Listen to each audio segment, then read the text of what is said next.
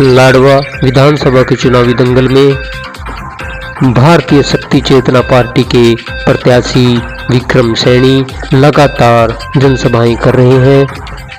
आज पीपली के गांव किशनपुरा में उन्होंने अपनी जनसभा को संबोधित करते हुए नशे को बढ़ावा देने वाली पार्टियों पर कुठाराघात किया। उन्होंने कहा कि एक चरित्रवान व्यक्ति और नशा मुक्त व्यक्ति ही समाज को आगे की ओर ले जा सकता है, तरक्की की ओर ले जा सकता है। चरित्रवानों का जीवन अगर ये समाज में से ये तीन चीजें बन जाए, सबसे पहले अगर नशा हट जाए तो नशा अगर बंद हो जाता है, समाज में से सैकड़ों प्रकार के अपराध या कहिए कि समस्त प्रकार के अपराध सब खत्म हो जाएंगे।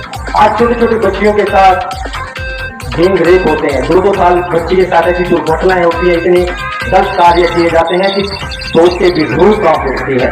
अगर वहां भी आप लोगों की हम लोगों की रूह ना कांपे तो ये मान लेना कि कहीं ना कहीं हम मानव ना होते हुए दानों तक जोर पड़ रहे हैं। और इसके पीछे केवल नशा है, चोरी हो रही है, जिम्मेदारों की किसानों की तारें कट जाती हैं, इन सब के पीछे नशाखोर लोग होते हैं जिनको पैसा नहीं मिलता और नशे के चक्कर में परिवार के लोगों को बीमार देते हैं। यही नशा है, सड़कों पर चलने वाली गाड़ियों का जब भयंकर एक्सीडेंट होता है, परिवार खत्म हो जाते हैं। जब पता चलता है कि नशे ने इतने लोगों की जान ले ली, कैसा कि या तो सामने वाले ने दारू पी हुई थी जिसने टक्कर लगाई, या जिस गाड़ी में खुद बैठे जिसने दारू पी हुई थी, केवल नशा। और दूसरी तरफ कहते हैं, अनेकों लोग कहते हैं कि भाई नशे की क्यों बात करते हो, नशे की सरकार को आय मिलती है। मैं कहता हूँ कि नशे से सरकार को आय नहीं मिलती, बल्कि नशे से सरकार समाज में हमारे सबको खड़े होने का अधिकार है और सबको अपनी बात कहने का अधिकार है। आपके बीच में भी मैं आया हूं अपनी बात कहने के लिए, पार्टी की जो विचारधारा उसको कहने के लिए। हमारी जो पार्टी है भारतीय शक्ति चेतना पार्टी, परम शिवरात्रि शक्ति पुत्र जी महाराज ने खुद इलेक्शन न लड़ने का जो बेड़ा उठाया है, समाज के बीच से आप जैसे लोगों को एक अच्छा मंच राजनीति का मिले, धर्म नीति का मिले, उसको लेकर के 2007 जून 2013 को भारतीय शक्ति चेतना पार्टी का गठन किया। और गठन किया तो उसके साथ में विचारधारा भी जोड़ी। लेकिन पार्टी का जो मूल संगठन है भगवती मानस लैंड संगठन, पिछले 20-25 सालों से हरियाणा प्रदेश में काम कर रहा है, पूरे हिंदुस्तान में काम कर रहा है।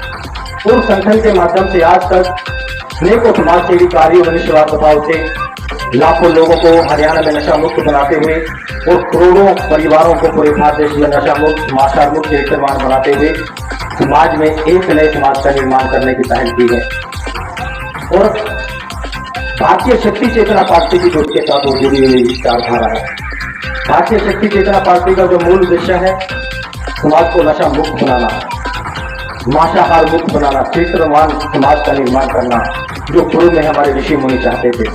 हमारे आराध्य हम सबके आराध्य जो शंकराचार्य जी हुआ करते थे, उन्होंने भी समाज के सभी स्वरूपों को देने के लिए 4 मुठों का निर्माण किया था कि धर्म रक्षा, राष्ट्र रक्षा और समाज कल्याण के लिए मत दिन रात काम करेंगे।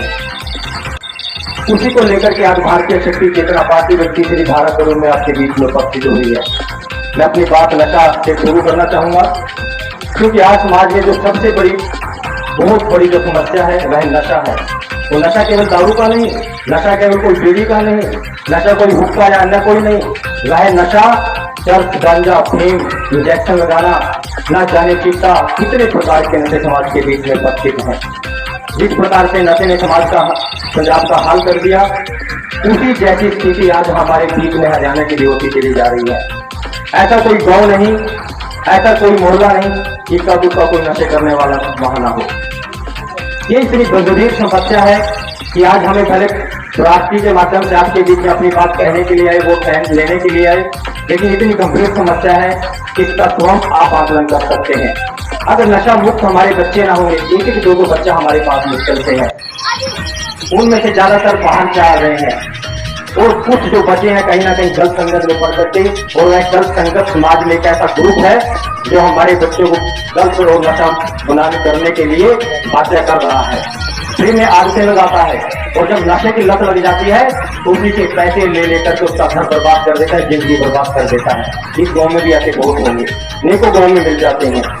वह पैसा जब किसी से ज्यादा हो जाता है, बच्चे की तरफ ध्यान नहीं देते, वह आतताई लोग उन बच्चों को ज्यादा पकड़ते हैं। तो उन बच्चों को अगर वो पकड़ते हैं तो हमारा दायित्व बनता है माँ बाप का कि हमारे बच्चे जा कहाँ रहे हैं, कर क्या रहे हैं। अगर बच्चे ही हमारे नशे में लिप्त हो जाएंगे तो एक कोठी, बंगले, कारें, ऐशोआराम किस काम का? इस काम को आप स्वयं करें कि हमारे बच्चे जा किस हो रहे हैं, क्योंकि ये बहुत बड़ी गंभीर समस्या है। नशे को लेकर के हम कहीं ना कहीं हम ज्ञापन देते हैं। और दूसरी जो सबसे बड़ी समस्या आज हमारे बीच में, हम हिंदू तो हैं, हर आदमी बड़े गर्व से कहता मैं हिंदू हूं, मैं सनातनी हूं, और जब अपने आप का आंकलन करने की उनको बात कहें किस लेवल पे आप हिंदू सनातनी हो, क्या आप अपने घर में गाय रखे हुए हैं?